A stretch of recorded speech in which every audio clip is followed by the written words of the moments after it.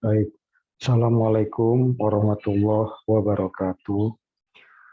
Saudara-saudara sekalian, hari ini kita masuk ke pertemuan ketiga mata kuliah farmakologi dan toksikologi 2.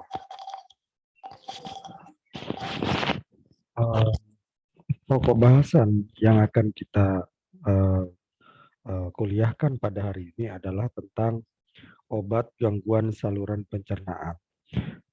Yaitu obat-obat yang digunakan dalam penyakit tukak peptik.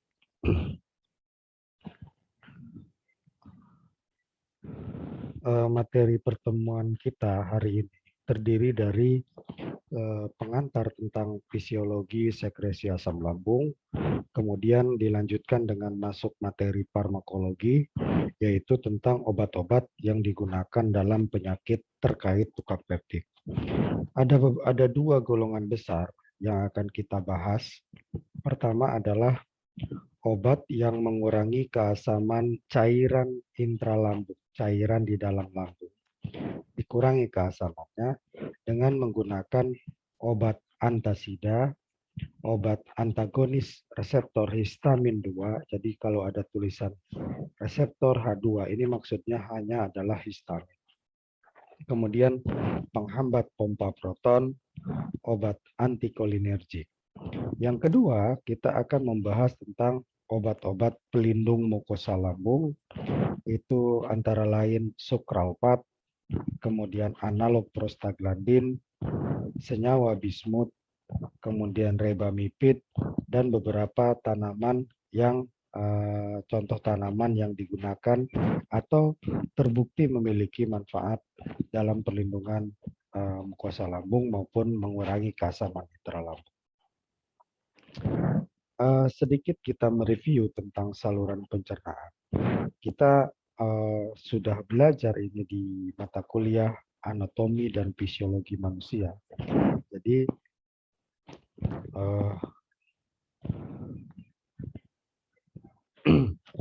kita tahu bahwa saluran pencernaan diawali dari mulut, kemudian masuk ke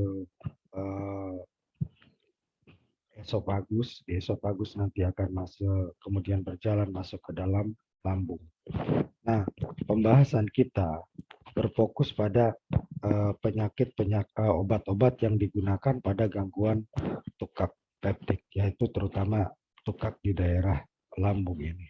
Ya. Jadi kalau kita tarik di sini, ini adalah tentang bagian esofagus, dan bagian lambung. Nah, di lambung ini terdapat bagian-bagian lambung, salah satunya nanti fundus yang memiliki sel varietal yang berfungsi untuk menghasilkan proton atau H positif. Nah, masuk kita bagaimana sih asam lambung itu disekresi oleh lambung, ya. Jadi bagaimana asam lambung disekresi oleh lambung. Jadi ini adalah bagian-bagian dari organ lambung. Ini adalah esofagus. Pertemuannya ini ada otot kardia di sini. Kemudian bagian atas ini disebut dengan daerah fundus, badan, kemudian ruge, kemudian bagian bawah adalah antrum. Di antrum ini nanti terdapat sel yang menghasilkan senyawa gastrin, ya. Kemudian masuk di sini ada daerah pilorus.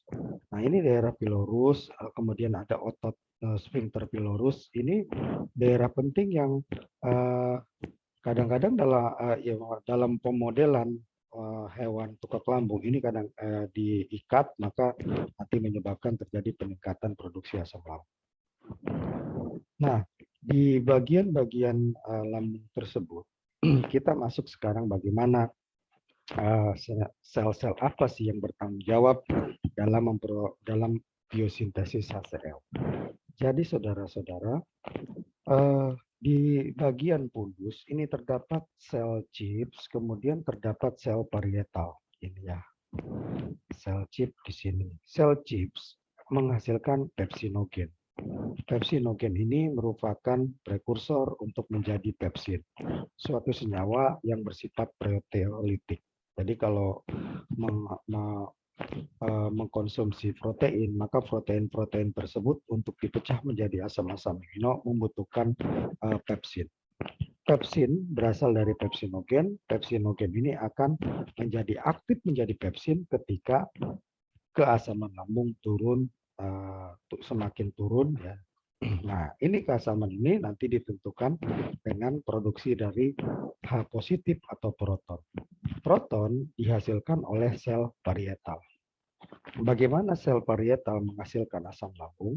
Ini dapat dijelaskan ke dalam 3 fase.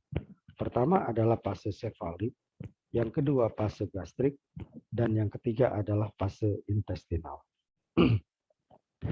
Fase sefalik ini adalah fase di otak. Jadi sensorik kita, misalkan hidung menghidu aroma makanan, maka ini akan masuk sensor ke medula oblongata, kemudian masuk ke sistem persarapan ke sini. Ini yang akan meningkatkan rangsangan untuk menghasilkan H positif. Atau ketika mata kita melihat, optik kita melihat makanan, gambar makanan, misalkan di Instagram atau di video, maka itu bisa meningkatkan produksi asam lambung. Ya. Jadi seperti itu. Bahkan stres juga terkait dengan sefalik fase. Jadi stres juga bisa meningkatkan produksi asam lambung. Beberapa penelitian yang saya lakukan terkait stres dapat meningkatkan produksi asam lambung menunjukkan bahwa kalau tikus kita beri perlakuan stres tanpa diberikan makanan atau induksi apapun untuk lambungnya, cukup dengan membuat tikus tersebut berada dalam kondisi stres dengan cara immersion atau perendaman pada air dingin suhu sampai 17 derajat Celcius. Dalam posisi tikus tersebut tidak mampu bergerak sama sekali, berarti kita buat kerangkeng dari kawat yang menyebabkan tikus tak mampu bergerak, kemudian kita tenggelamkan badannya sehingga batas mulut dan hidungnya, sehingga tidak sampai kemasukan air. Nah, situasi tersebut menyebabkan tikus dalam kondisi stres. Artinya kita sedang bermain pada fase sefalik fase. Membuat tikus merasa stres, ya, sehingga menyebabkan terjadinya peningkatan H positif. Ini juga nanti terkait dengan sistem pada manusia, bahwa stres dapat dengan mudah meningkatkan produksi asam lambung. Kemudian fase yang kedua yaitu fase gastrik. Nah, fase gastrik ini terkait dengan gastrik ini. Jadi gastrik atau lambung ini dipersarapi oleh sistem saraf otonom. Nah, karena sistem saraf otonom, maka lambung terus bergerak terus-menerus selama 24 jam. Nah, ketika di dalam lambung ini, jadi ini gambar kalau di buku anatomi ya seperti ini terbuka, tapi kalau pada kondisinya ini saling mengkerut gini karena bergerak terus. Nah, kalau ada makanan masuk, baru ini bentuknya bisa membesar seperti ini. Jika ada makanan, massa makanan di dalam sini, maka makanan tersebut karena lambung terus bergerak, makanan dapat menekan gastric pacemaker yang berada di permukaan lambung. Nah, gastric pacemaker ini akan menyebabkan terjadinya perangsangan untuk dihasilkannya H positif. Maka gastrik fase ini penting ketika kita memakan makanan, maka makanan tersebut akan menekan daerah permukaan lambung, mengaktifkan gastric pacemaker sehingga dihasilkan H positif. Jadi itu sistem otomatis di dalam lambung. Kemudian fase yang ketiga ini intestinal. Intestinal fase ini lebih kepada sistem autoregulasi untuk menghentikan produksi asam lambung. Kenapa? Ini adanya di daerah usus 12 jari. Jadi ketika makanan, massa makanan berpindah melewati pilorus, kemudian masuk ke daerah usus 12 jari. Usus 12 jari adalah daerah yang bersifat basa, sementara lambung bersifat asam. Nah, nanti ketika terdeteksi adanya asam, maka nanti akan menyebabkan terjadinya hambatan pada sel parietal untuk memproduksi asam lambung. Jadi fungsi intestinal pasca ini adalah fungsi untuk menghambat produksi sel parietal. Jadi ketika dirasa asam sudah bergeser menuju lambung, maka di situ produksi akan dihentikan atau diturunkan, sehingga volume asam di dalam lambung ini akan berkurang. Nah, ini tadi ya, adanya sel parietal. Kemudian sel parietal adanya di pundus. Nah, sel parietal di dalam pundus ini adalah daerah antrum ya. Jadi ini dari buku farmakologi Katsung. Ini adalah daerah antrum. Ini dipotong ya supaya mempermudah, karena sementara bagian ini adalah bagian pundus. Jadi inilah antrum, ini pundus. Kalau saudara lihat di gambar, antrum itu adanya di sini.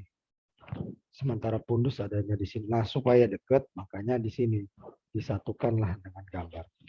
Jadi, pada antrum, ini terdapat sel-sel G-cell atau sel G. Sel G berfungsi ya, sel G ini berfungsi untuk menghasilkan gastrin. Nah, ini. Jadi gastrin ini akan dihasilkan oleh sel G. Terus apa fungsi gastrin? Gastrin yang dihasilkan di dalam lumen antrum ini akan masuk ke dalam pembuluh darah.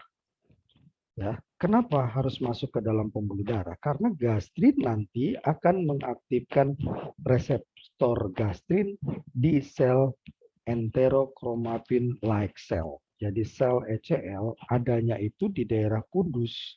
Di daerah pundus jauh di atas. Ya. Kalau saudara lihat, jadi dari sini, dari antrum, ya, ini akan dikirim menuju sel parietal. Nah, makanya naik.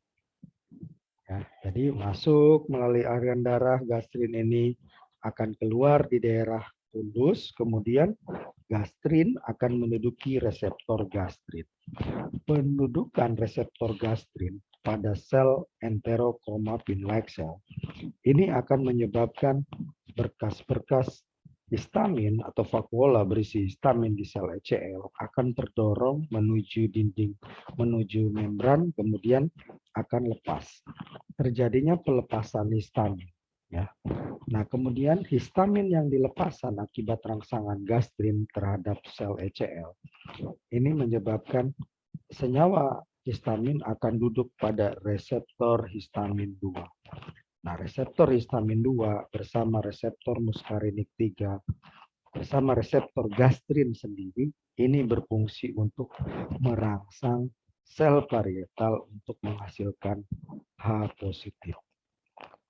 Jadi gastrin itu ada dua, ada yang bekerja terhadap reseptor gastrin di sel ECL, ada yang bekerja langsung pada reseptor gastrin di sel parietal. Hasilnya sama-sama akan meningkatkan produksi asam lambung. Nah, kalau kita gambarkan bagian, misalkan salah satu contoh adalah di bagian pundus kita ambil yang ada sel parietal. Jadi, mengapa di dalam lambung terdapat cairan asam yang keasamannya bisa 1 sampai 2 pH-nya. Namun dengan pH HCl yang sampai 1 atau 2 itu sifat korosifnya sangat tinggi. Kalau disentuhkan atau ini kan ke besi, itu besi mudah berkarat. Tapi kenapa sel-sel lambung kita bisa tahan? Ternyata sel lambung kita mampu bertahan terhadap HCl yang sampai 1 sampai 2. Itu karena selama ini dijaga oleh adanya sel-sel epitel. Sel-sel epitel ini berfungsi menjaga sel otot polos lambung dengan cara menghasilkan mukus dan bikarbonat. Jadi mukus dan bikarbonat, mukus ini bentuknya lendir dan bikarbonat adalah senyawa basa.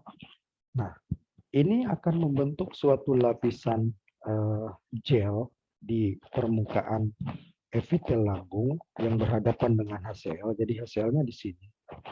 Nah, di sini terjadi lapisan lendir yang melapisi permukaan lambung. Nah, kalau diukur gradien ketebalan dari ini, semakin dekat dengan sel epitel, ini pH-nya 7. Artinya pH-nya adalah pH netral. Ini air di sini pH-nya. Semakin dekat dengan lumen lambung atau di permukaan lambung yang berada di HCl, ini keasaman dari gel mukus ini ya, lendir ini bisa sampai 1 sampai 2. Ya. Jadi dari sinilah kenapa tubuh kita bisa bertahan dengan asam lambung tersebut.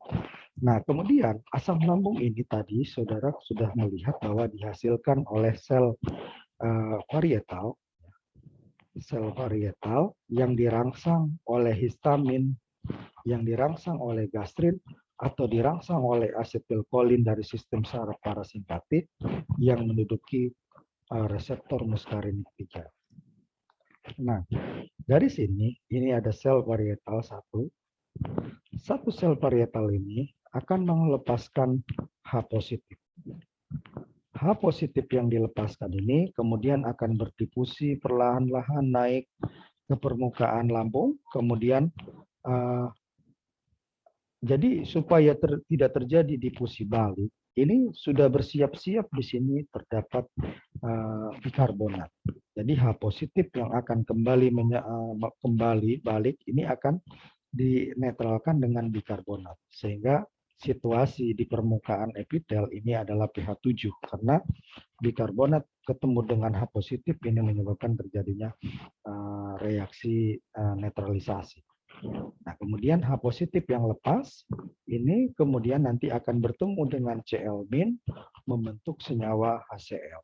Inilah menjadi cairan lambung. Ya.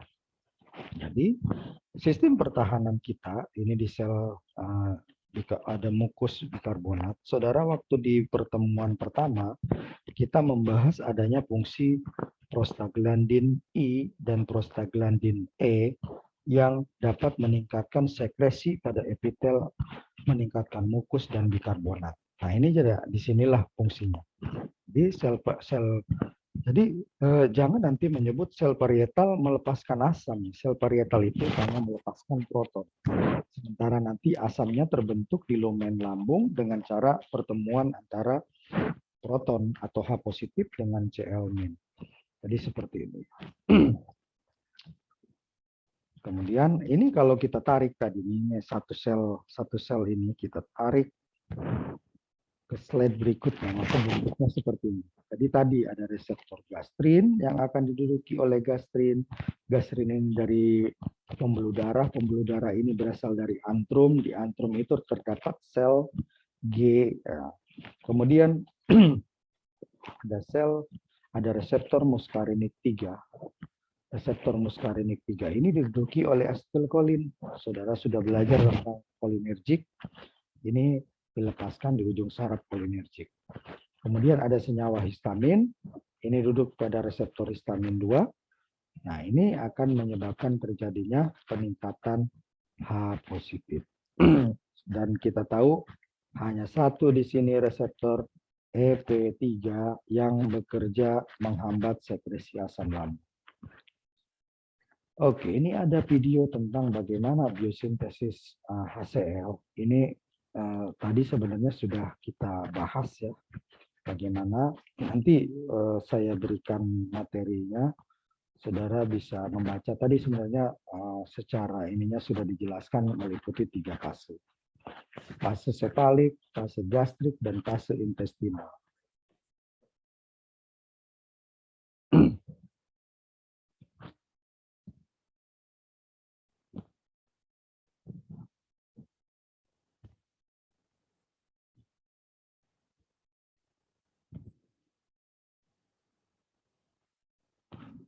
Oke.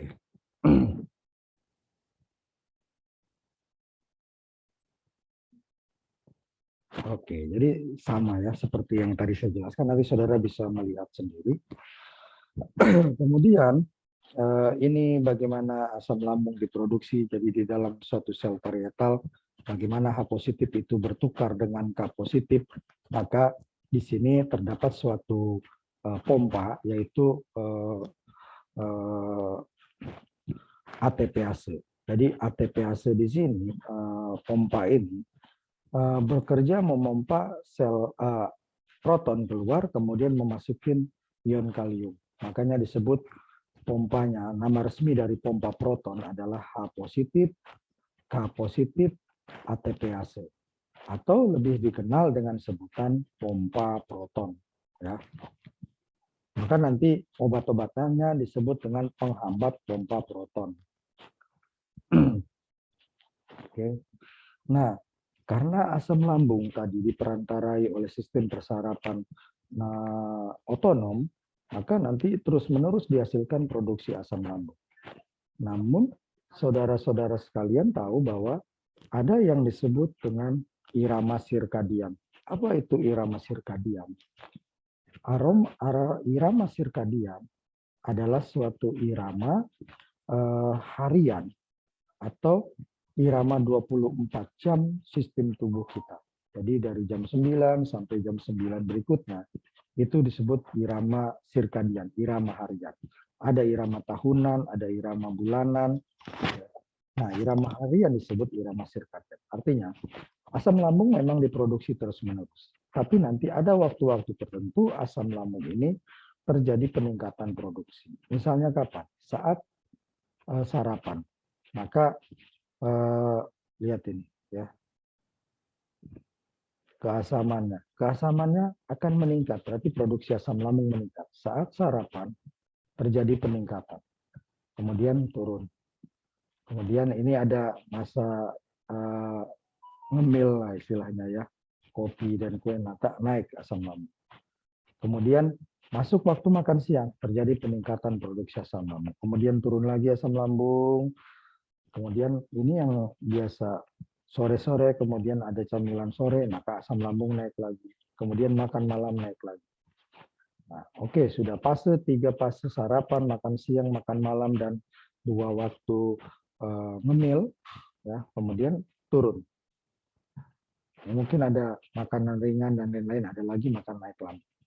Nah, kemudian di sini yang perlu dipahami adalah irama sirkadian produksi asam lambung itu tanpa ada produk makanan di dalam lambung, itu irama tubuh kita akan meningkatkan produksi asam lambung saat tengah malam. Jadi saat jam 12 malam sampai jam 2 pagi, ini asam lambung berproduksi tinggi.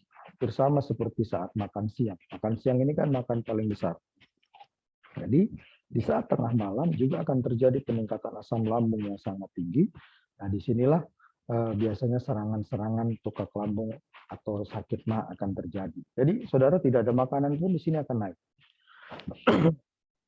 Ya, jadi iramanya seperti itu. Maka kemudian pada penggunaan obat, misalnya obat golongan penghambat pompa proton, kalau diminum obat itu 1 kali sehari, ya, atau obat-obat lain 1 kali sehari, maka kita akan mengingat irama sirkadian.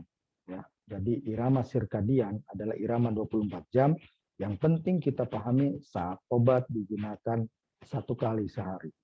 Nah, misalkan pompa proton, penghambat pompa proton omeprazol, itu diminum 1 kali sehari dosisnya karena bisa bertahan 24 jam. Maka pemberiannya adalah harus mempertimbangkan kapan Cmax diperoleh. Nah, ketika Cmax-nya kita tahu diperoleh pada waktu 4 jam misalnya, maka artinya bagaimana supaya obat tersebut dikonsumsi kemudian puncaknya diperoleh pada jam 12 malam atau lebih. Maka kita minum dia obat diminum pada jam 8 malam. Jadi obat 1 kali sehari itu akan mempertimbangkan irama sirkadian. Tapi kalau obatnya 3 kali sehari atau lebih dari 2 kali sehari, ya sudah tidak perlu ada masalah irama sirkadian. Tapi ketika obat digunakan 1 kali sehari, penting bagi kita untuk memahami bagaimana irama sirkadian pada penyakit tersebut. Nah, saudara memberikan obat dengan mempertimbangkan irama sirkadian, ini disebut dengan kronofarmakologi atau kronofarmakoterapi. Jadi suatu ilmu yang digunakan untuk memprediksi waktu yang paling cepat, yang paling tepat untuk memberikan obat. Ini kalau asam lambung dengan adanya faktor-faktor lain terjadi, misalnya produksi asam lambung itu biasanya karena saudara sudah belajar karena ensaid atau karena H. pylori, penyakit, ini akan menyebabkan kerusakan pada mukosa. Nah, inilah kerusakan mukosa yang melewati submukosa misalnya. Ya. Itulah disebut dengan terjadi tukak. Jadi penyakitnya ini ada yang terjadi tukak lambung atau tukak peptik. Kalau disebut tukak peptik itu meliputi tukak lambung dan tukak duodenum. Jadi bisa tukak terjadi pada usus 12 jari, bisa terjadi pada lambung. Ini disebut tukak peptik. Atau terjadinya tukak terjadi pada daerah esofagus. Nah, ini disebut dengan penyakit reflux gastroesofagus. Terjadinya naiknya atau refluksnya cairan asam naik ke esofagus sehingga menyebabkan kerusakan pada esofagus. Ya. Kemudian penyakit ini juga bisa disebabkan rusaknya mukosa diakibatkan oleh stres. Jadi saudara-saudara sudah sangat terbukti bahwa stres bisa menyebabkan gangguan pada lambung. Maka saudara-saudara harus membuang jauh gaya hidup stres karena bisa merusak lambung kita. Jadi ciri dari penyakit-penyakit ini adalah terjadinya erosi atau ulcer pada daerah lambung. Ya, jadi, nah ini penyebabnya adalah faktor-faktor pertahanan, sekresi mukus, bikarbonat, prostaglandin itu biasanya mengalami penurunan. Oke. Nah, apa saja obat-obatannya? Tadi kita sudah pelajari bahwa obat-obat yang digunakan adalah pertama, obat yang menurunkan keasaman intralambung. Obat yang menurunkan keasaman intralambung itu ada yang pertama adalah antasida. Antasida ini sebenarnya dari dua kata, anti-acid. Jadi anti asam, ya. Jadi anti asam lambung. Bagaimana aksinya? Menetralkan asam lambung. Ya. Ini merupakan obat pilihan utama saat sebelum ditemukannya antagonis histamin 2 dan penghambat pompa proton. Dari dulunya. Ya. Namun seiring sudah ditemukannya penghambat pompa proton, nah ini obat ini menjadi obat tambahan. Bagaimana mekanisme aksinya? Jadi obat antasida ini terdiri dari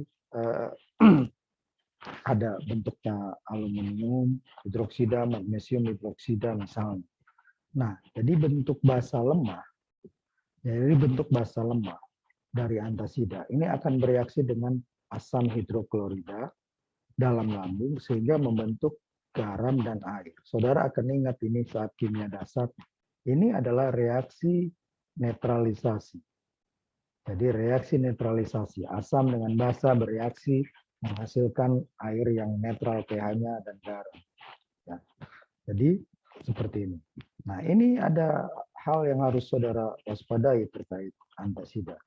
Semua antasida akan mempengaruhi penyerapan obat lain. Ya, dengan cara mengikat obat, mengurangi penyerapan. Jadi bisa berikatan dengan obat yang dipakai bersamaan sehingga mengurangi absorpsi dari obat. Atau dengan cara karena reaksinya adalah reaksi mengurangi keasaman lambung, maka akan terjadi pH intralambung ini meningkat pH. Dari tadinya 4, kemudian naik menjadi 5, misalnya 5 atau lebih, maka ini akan menyebabkan masalah pada kelarutan atau disolusi dari obat. Maka obat tersebut menjadi terganggu dari sudut pandang biofarmasi. Maka akan terjadilah proses gangguan pada penyerapan obat tersebut.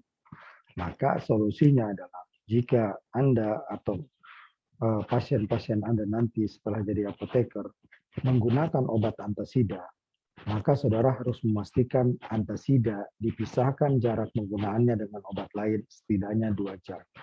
Jadi sebelum atau sesudah itu ada jarak 2 jam supaya tidak terjadi gangguan penyerapan obat lain.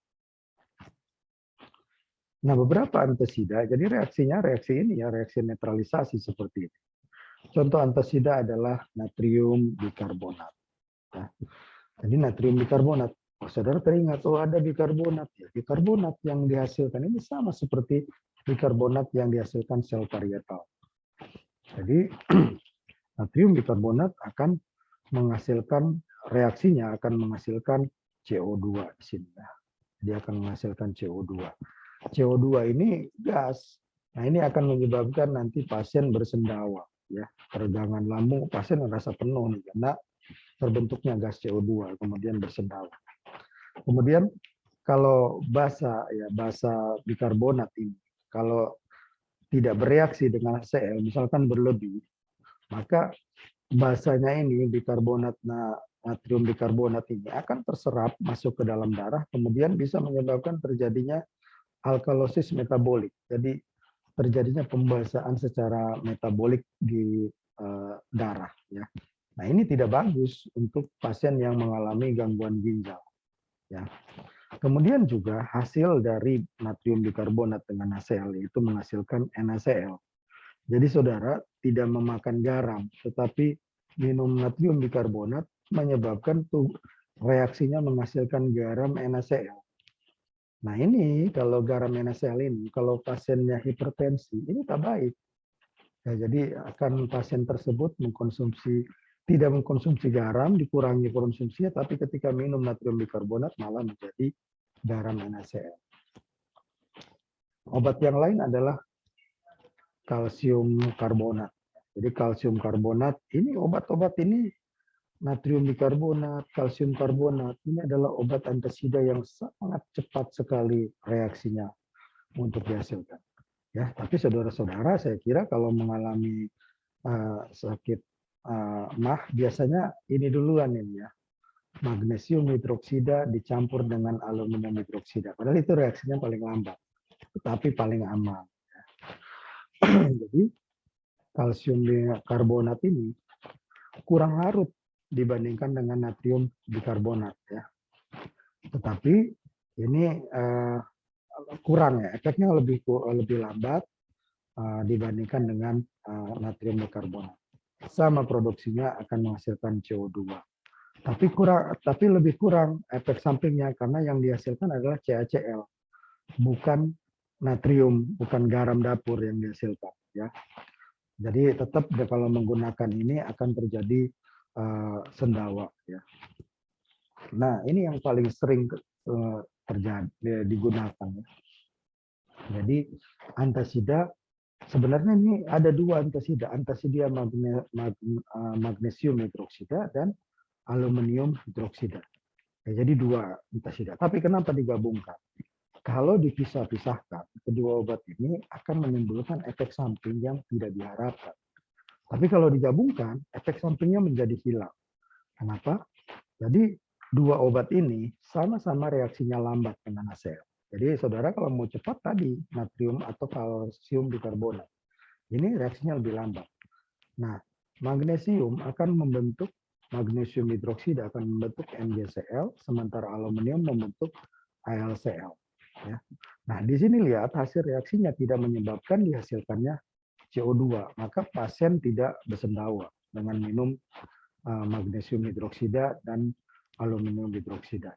Kemudian alkalosis juga jarang terjadi karena reaksinya ini netralisasinya efisien. Jadi kalau dimasukkan ini akan bereaksi dengan cepat karena kombinasinya ini lihat 1:3 senyawa ya. Kemudian garam magnesium yang tidak diserap ini dapat menyebabkan diare. Jadi kalau diminum secara tunggal, kalau saudara hanya minum magnesium hidroksida saja, maka garam magnesium yang berlebih, ya, Mg ini nih, garamnya ini, MgCl2, ini kalau saudara ingat, MgCl2 ini garam Inggris. Nah, ini garam ini kalau ada di dalam lambung, maka ini bisa menyebabkan terjadinya diare. Ya, diare sifatnya osmotik karena dia menarik cairan menuju dirinya. Sementara kalau ALCL3 reaksinya sendiri, ini akan menyebabkan tidak diserap memang, tetapi menyebabkan konstipasi. Ya, terjadi kesulitan untuk buang air besar. Maka dilakukanlah kombinasi antara MgOH2 dengan ALOH3. Hasilnya adalah efek negatif pada usus, yaitu konstipasi berhadapan dengan diare. Maka pasien menjadi normal sistem fungsi ususnya. Obat yang kedua yang berfungsi untuk menurunkan keasaman intralambung adalah antagonis reseptor histamin 2. Antagonis reseptor histamin 2 atau kita singkat ARH2. Contohnya adalah simetidin, ranitidin, nizatidin, famotidin. Ya. Ini sejak tahun 70 sampai 90 ini menjadi obat paling sering diresepkan karena lebih ampuh dibandingkan dengan antasida. Caranya bagaimana? Caranya adalah antihistamin 2 seperti ranitidin ini akan berkompetisi memperebutkan reseptor histamin 2 di sel parietal. Nah, hasilnya adalah antagonis. Kalau histamin menyebabkan produksi asam lambung, kalau ranitidin menghambat produksi asam lambung. Ya. Baik ketika sedang normal ataupun ketika setelah makan. Jadi makan tapi asam lambungnya tidak banyak dihasilkan. Ya. Jadi antihistamin 2 ini selektif. Jadi kalau saudara mengalami reaksi hipersensitif, ya berarti itu kan masalah alergi. Alergi itu terkait H1, reseptor histamin 1. Saudara nggak punya misalkan CTM, terus yang di rumah yang ada ranitidin. Jangan digunakan, karena ranitidin ini spesifik atau selektif bekerja terhadap reseptor histamin 2. Dia tidak akan bekerja terhadap histamin 1. Ya. Kemudian, anti histamin 2 ini akan mengurangi sekresi asam yang dirangsang oleh histamin serta oleh senyawa gastrin dan senyawa asetilkolin. Jadi kalau kita hambat produksi histamin dengan cara hambatan pada reseptor histamin 2 itu memberikan juga dampak pada senyawa gastrin dan senyawa kolimimetik. Caranya bagaimana? Histamin yang dibebaskan dari sel ECL ya oleh gastrin ini akan dihambat untuk terikat dengan reseptor histamin 2 ya kan. Jadi dari sel ECL ini yang mau duduk pada reseptor histamin akan dihambat ya. Akibat terjadinya blokade histamin 2 ya. Akibat terjadinya blokade pada histamin 2 menyebabkan rangsangan langsung sel parietal oleh gastrin dan oleh asetilkolin ini menurun. Jadi kalau reseptor histaminnya tidak diduduki oleh histamin, reseptor gastrin dan reseptor muskarinik 3 ini berkurang kepekaannya untuk dapat diduduki oleh gastrin dan oleh asetilkolin. Jadi itulah fungsi dari antihistamin 2. Jadi kalau diberikan dosis lazim, ya dosis lazim dari ranitidin misalkan 150 mg, ya, maka ini mampu menghambat 60 sampai 70% sekresi asam lambung selama 24 jam. Jadi dalam waktu 24 jam produksi asam lambung itu bisa berkurang 60 sampai 70%. Ya. Kemudian terutama ini efektif untuk menghambat sekresi HCl pada malam hari. Ya, jadi pada malam hari terutama ini bisa menghambatnya.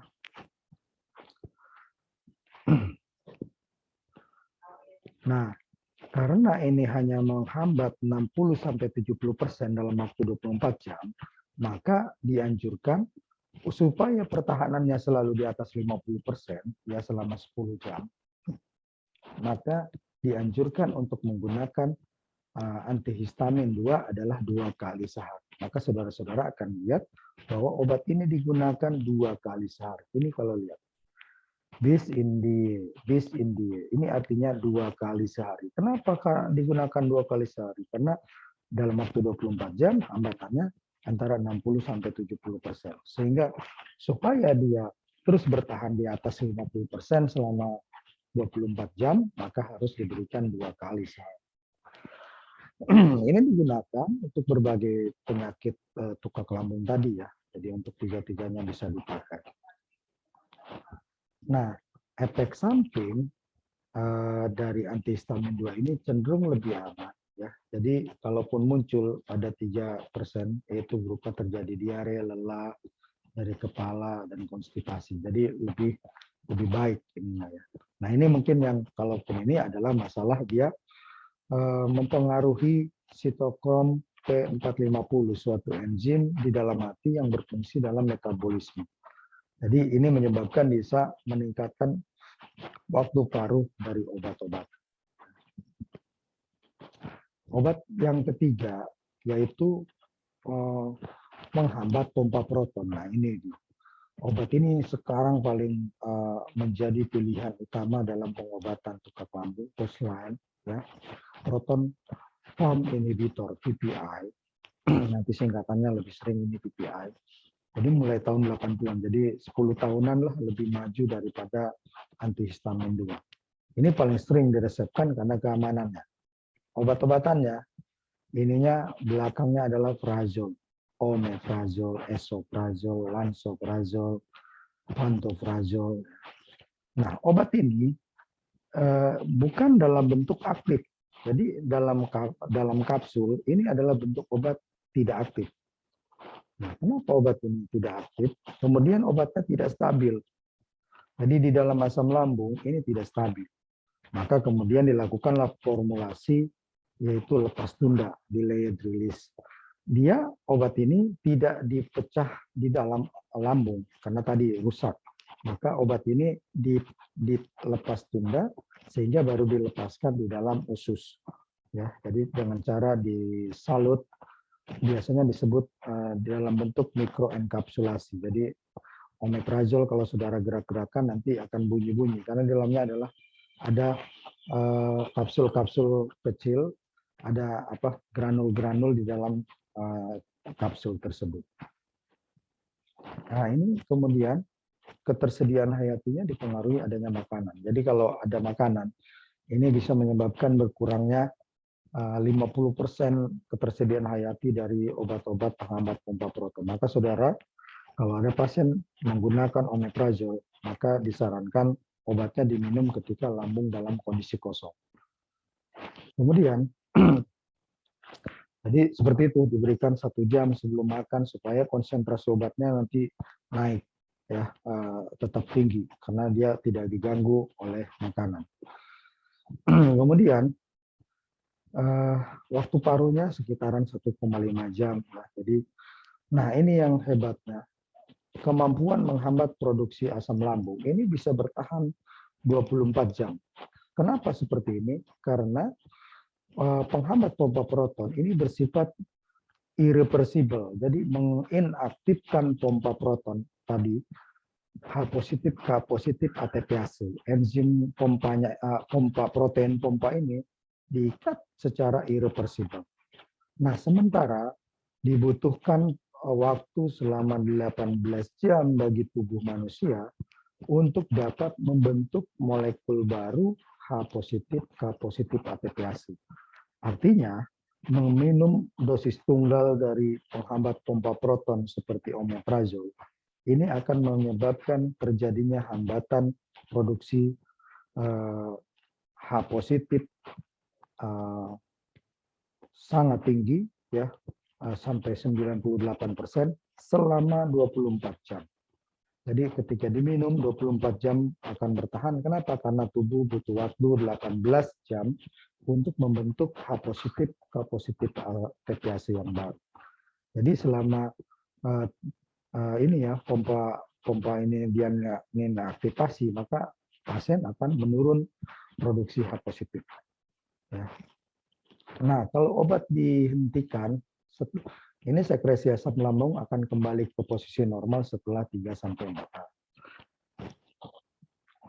Ya, jadi bagus sekali. Nah, mekanismenya PPI ini akan bereaksi dengan dan akan berikatan dengan H positif K positif ATPase, kemudian terjadi hambatan kerja dari pompa proton. Ini juga akan menghambat sekresi mau kondisinya tidak makan ataupun di saat makan, karena hambatannya adalah di jalur akhir. Kalau antihistamin 2 itu berada di reseptor, ini sekarang di pompanya, makanya dia tetap dapat bertahan. Kalau diberikan dosis tunggal dari omeprazol misalnya, ini asam lambung bisa dihambat 90-98 jam selama 24 jam, hanya dengan menggunakan satu dosis standar. Maka saudara akan lihat bahwa obat-obat pompa proton hanya diberikan 1 kali sehari. Kenapa? Karena bisa bertahan 24 jam kerjanya. Jadi akan menghambat ini di sel parietal. Ini ya, mekanisme aksinya adalah di daerah sini, di sel parietal di sini. Ini digunakan untuk berbagai gangguan tukar. Efek sampingnya apa? Ini ada 1, kalau tadi 3%, ini 1 sampai lebih kecil, nyeri kepala, ya. Kemudian ada gangguan penyerapan vitamin B2. Nah, ini kalau gunakan jangka panjang, ini bisa menyebabkan terjadinya resiko fraktur. Maka harus diperhatikan bagi pasien-pasien yang memang mengalami osteoporosis atau manula juga harus dilihat. Ini sediaannya kalau di pasaran, saudara akan lihat ini digunakannya 1 kali sehari. Sekali sehari kan dia bisa bertahan 24 jam dari obat, contohnya lansoprazol. Obat yang bekerja juga menurunkan keasaman intralambung yaitu antikolinergik. Ini dulu digunakan sebelum ada ARH2, sebelum ada PPI. Ini obat pilihan pertama ya, bersama dengan antasida. Caranya bagaimana? Saudara sudah belajar tentang antikolinergik. Ini muscarinic 3 di sini ada membantu memproduksi H positif. Saudara tahu muscarinic 3 ini bukan hanya berada di dalam lambung. Hampir seluruh sistem di tubuh kita ada reseptor muscarinic 3. Beda dengan H positif, K positif ATPase hanya ada di sel parietal. Reseptor histamin 2 hanya ada di sel parietal. Nah, jadi kalau menggunakan muscarinic 3, efeknya ini bisa kemana-mana, ke paru-paru, ke mata, ke seluruh tubuh. Maka efek sampingnya menjadi sangat besar. Menurunkan produksi asam, tetapi juga karena tidak spesifik, ini maka menyebabkan terjadi hambatan di seluruh tubuh. Maka nanti pasiennya memiliki efek samping mulut kering, menurunkan sekresi, kemudian denyut jantungnya meningkat, takikardia, urinnya semakin berkurang karena terjadi penahanan urin di dalam tubuh, mengalami konstipasi, gangguan pengosongan lambung. Ini waktu lambung kan diperantari oleh muscarinic 3 untuk bergerak. Nah, kalau lambungnya dihambat pergerakannya, berarti makanan akan terus berada di dalam lambung. Ini akan memicu fase gastrik dari sistem lambung yang akan malah berbahaya karena memicu peningkatan asam lambung yang dapat memicu tukar. Nah, obat-obatannya dulu ada tinctur belladonna, ya, provantelin, bromin, ini dulu digunakan. Tapi kemudian sekarang sudah tidak ada lagi dipakai ini dalam pengobatannya. Tapi saya harus sampaikan bahwa ada obat yang dulu digunakan untuk menghambat muscarinic 3. Ya. Kemudian obat pembahasan yang kedua yaitu obat-obat yang bekerja melindungi mukosa. Saudara tahu bahwa perlindungan otot lambung itu adalah oleh sel epitel yang menghasilkan mukosa dan menghasilkan mukus gel. Ya, jadi bikarbonat ini akan menyebabkan produksi mukosa, kemudian bikarbonat yang dihasilkan sel epitel ini nanti membentuk pertahanan gradien pH pada permukaan lambung sehingga lambung selalu terlindungi dari serangan asam. Ya. Nah, aliran lambung juga penting supaya sel-sel epitel terus berproduksi dengan baik. Maka di sini kemudian aliran darah ini kan diperantarai oleh prostaglandin E2. Jadi prostaglandin E2 ini penting dalam memelihara aliran darah yang masuk ke sini. Nah, ini juga sudah produksi PGE juga berkontribusi terhadap penghambatan asam lambung, meningkatkan produksi mukus, dia juga memelihara aliran darah. Maka waktu pertemuan pertama dinyatakan betapa pentingnya senyawa ini dalam perlindungan mukosa lambung. Obat pertama adalah sukrosa aluminium sulfat. Sukrosa aluminium sulfat ini biasanya disebut sukralpat, jadi disingkat adalah sukralpat. Ini adalah terdiri dari sukrosa, ya. Ini adalah sukrosa, kemudian aluminiumnya ini di sini, dan sulfat, maka disebut sukralpat. Nah, ini di dalam air, sukralpat ini atau di dalam air atau di dalam larutan asam. Di mana larutan asam? Di lambung. Jadi ketika diminum maka berada di dalam larutan asam, sukralpat akan membentuk pasta kental. Jadi akan membentuk menjadi pasta. Ketika saudara minum suspensi sukralpat, maka begitu masuk ke dalam lambung, ini akan berubah menjadi pasta yang kental, yang akan berikatan dengan tempat-tempat luka. Jadi kalau ada di situ luka-luka lambung, maka itu akan diikat oleh sukralpat. Kemudian sukralpatnya sendiri membentuk pasta yang kental yang mampu bertahan 6 jam. Maka sukralpat itu diminum 4 kali. Jadi bisa 4 kali sehari. Ya, sekali minumnya itu 1 gram. Jadi dosisnya bisa 1 gram. Jadi sukralpat ini adalah muatannya negatif, akan berikatan dengan protein-protein yang bermuatan positif. Di mana muatan positif dari protein ini dari dasar-dasar lambung yang mengalami luka, yang pecah tadi. Nah, itu adanya protein tersebut akan diikat dengan sukralpat, kemudian sukralpatnya sendiri di dalam cairan lambung akan menyebabkan terjadinya perangsangan, terjadinya sebagai pembatas fisik ya. Selain itu juga bisa menyebabkan perangsangan produksi bikarbonat. Ya, jadi bagus sekali penggunaan sukralpat. Maka seringkali sukralpat digunakan. Tapi sebenarnya adanya luka dulu. Sukralpat itu ada luka, dia akan bekerja berikatan di situ. Kalau tidak ada luka, dia akan membentuk pasta kental. Tapi pasta kental ini harus menempel pada dinding lambung, pada daerah-daerah luka. Kemudian selain sukralpat juga ada disebut dengan analog prostaglandin. Saudara ingat lagi pertemuan pertama. Betapa pentingnya senyawa prostanoid prostaglandin dalam pertahanan mukosa lambung. Maka sampai-sampai dibentuklah analog atau senyawa yang mirip dengan prostaglandin. Contohnya adalah misoprostol. Misoprostol ini digunakan pada orang-orang tukak lambung sebagai pengganti dari prostaglandin yang diciptakan oleh tubuh. Jadi dia adalah analog PGE. Jadi PGE, yang penting PGE-nya. Jadi kalau diberikan maka di metabolisme diaktif secara farmakologi sebagai prostaglandin. Jadi misoprostol mampu menghambat secara sedang produksi asam. Saudara tahu tadi di sini prostaglandin E ini akan menghambat secara sedang produksi asam lambung. Ya. Kemudian itu tadi berikatan dengan reseptor prostaglandin di sel parietal. Kemudian melindungi mukosa dengan cara merangsang bikarbonat dan mukus, meningkatkan aliran mukosa. Kembali lagi ke sini, bahwa pada sel epitel, prostaglandin akan meningkatkan produksi mukus, ya, menghasilkan bikarbonat, sehingga menjadi pelindung dalam mukosa lambung. Ya. Namun ada masalahnya, bahwa Misalkan merek-merek dari misoprostol ini ada juga misalkan Sitotek, Gastrul, dan lain. Sitotek ini dari kata sito, itu artinya sel, teknya berasal dari kata protek, jadi pelindung mukosa lambung, pelindung sel-sel lambung. Ya.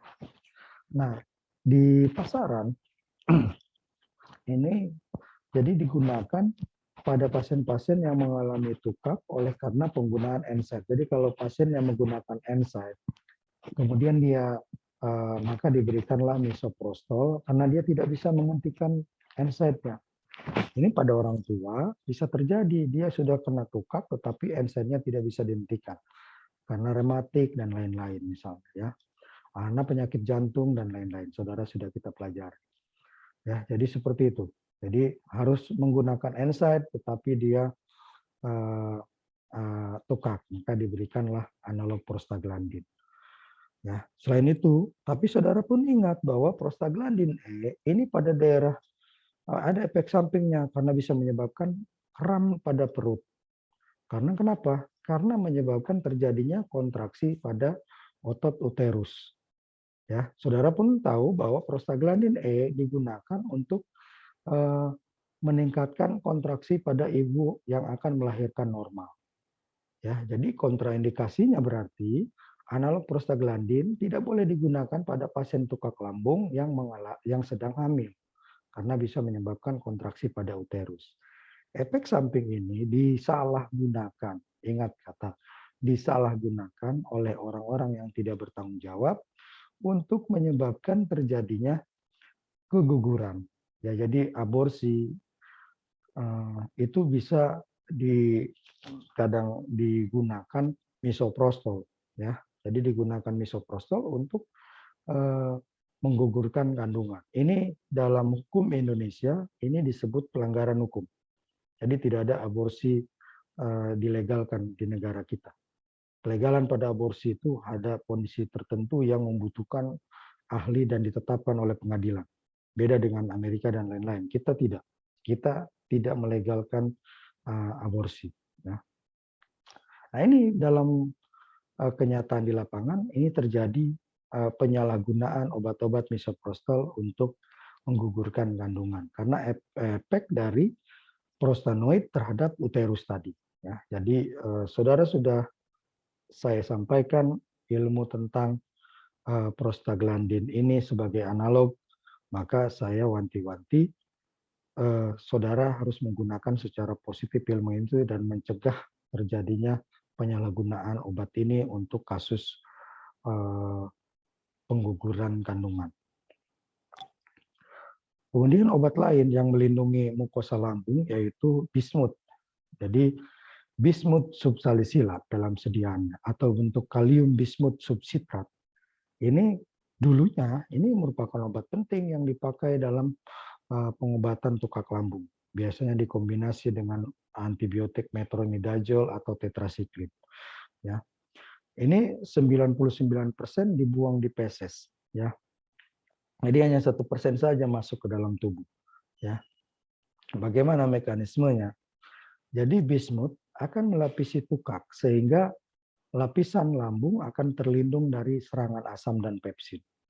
Selain itu juga merangsang produksi prostaglandin dan mukus. Jadi bagus sekali efeknya sama seperti efek dari analog prostaglandin tadi. Ya. Nah kemudian ini juga bagus punya efek antibakteri. Jadi kalau tukak lambung disebabkan oleh Helicobacter ini juga bagus efeknya. Nah ini mungkin yang perlu diinikan ya bahwa kalau digunakan muncul efek samping. Nah efek sampingnya sebenarnya aman ya. Jadi relatif aman. Namun karena tadi terbuang hampir 90% melalui feses, ini menyebabkan tinja atau kotoran dari pasien akan berwarna hitam. Sementara hitam itu ciri-ciri biasanya kalau darah masuk ke situ pada orang sakit mah. Jadi ini bisa bikin pasiennya resah. Selain itu, sediaan cair ini bisa menyebabkan lidah pasien berwarna hitam. Jadi lidah pasien itu jadi hitam. Tidak berbahaya, ya, tidak berbahaya, tetapi mengganggu penampilan dari pasien. Nah, ini penting untuk disampaikan kalau menggunakan sediaan cair diminum, harus dibilang kalau nanti tinjanya berwarna hitam atau lidahnya kehitaman, itu jangan takut. Nanti pasiennya kalau takut malah tidak diminum obatnya. Ya, jadi tidak bisa selfie dengan mengeluarkan lidah kalau lagi minum obat ini ya. Kemudian ada obat yang lain, ini cenderung obat yang baru ditemukan ya. Jadi rebamipid contohnya. Ini gastroprotektif yang analog dengan asam amino 2 asam amino quinolone ya. Quinolinon ya. Ini efektif untuk penyembuhan tukak lambung. Ini contoh di pasaran mereknya adalah Rebamax ya. Ini bisa meningkatkan glikoprotein mukus. Jadi mukus itu terdiri dari komponen glikoprotein. Nah, ini nanti ditingkatkan glikoproteinnya sehingga mukus itu menjadi lebih kental. Ya, mukus dari lambung itu menjadi lebih kental sehingga ini semakin bagus ya perlindungan mukosanya. Karena mukusnya menjadi lebih kental. Ini juga bisa menetralkan reaktif oksigen spesies ROS ya. Nah, jadi bagus sekali efek dari rebamipid dalam perlindungan mukosa lambung. Kemudian ini mungkin beberapa yang ingin saya sampaikan terkait ada beberapa hasil penelitian saya dan tim yang meneliti masalah adanya tanaman-tanaman yang memberikan efek gastroprotektif. Ya, misalkan ini ada penelitian menggunakan pegagan, daun pegagan dengan daun sambiloto dikombinasi. Ini mampu menghambat produksi asam lambung pada tukak yang disebabkan oleh terjadinya perangsangan ini fase gastrik. Jadi kami membuat rekayasa pada tikus sehingga tikus berpikir bahwa terjadi fase gastrik terus-menerus. Caranya bagaimana? Dengan cara mengikat bagian pilorus dengan benang bedah sehingga jadi dibedah dulu, kemudian diikat, kemudian dijahit lagi. Tikusnya nanti sadar kembali, kemudian kita biarkan selama 19 jam, nanti akan terjadi perangsangan produksi asam lambung yang bisa menyebabkan, lihat di sini, asam lambung ini, luka-luka ini disebabkan karena asam lambung yang terlalu tinggi produksinya sehingga merusak ini. Ini juga dapat dilihat bahwa kalau dilakukan perangsangan gastrik ini bisa meningkatkan jumlah daerah-daerah tukak bisa sampai 6. Sementara obat-obatan itu kalau diberikan ranitidin itu 2 ya. Jadi meningkatkan skor tukak ya. Nah, kami menggunakan kombinasi, kalau kita kombinasikan antara pegagan Centella asiatica dengan sambiloto, ini ternyata mampu meningkatkan persen pertahanan ya dibandingkan dengan kelompok-kelompok yang tadi tidak diberikan obat. Walaupun kekuatannya memang masih lebih rendah dibandingkan dengan ranitidin, tapi ini menunjukkan bahwa obat-obat ini terbukti memiliki ekstrak-ekstrak ini memiliki kemampuan untuk menghambat tukak yang terjadi ya. Dan juga ketika dia dalam bentuk tunggal sambiloto, ini juga laporan kami sebelumnya di jurnal bahwa dalam bentuk tunggal pun sambiloto ini memiliki kemampuan untuk menghambat sekresi asam yang disebabkan pengikatan pilorus. Ya, jadi dalam kombinasi dengan Centella asiatica efeknya menjadi lebih baik lagi. Saya kira itulah yang bisa saya sampaikan materi tentang obat-obat yang digunakan dalam gangguan saluran cerna, yaitu pada penyakit tukak peptik. Terima kasih. Assalamualaikum warahmatullahi wabarakatuh.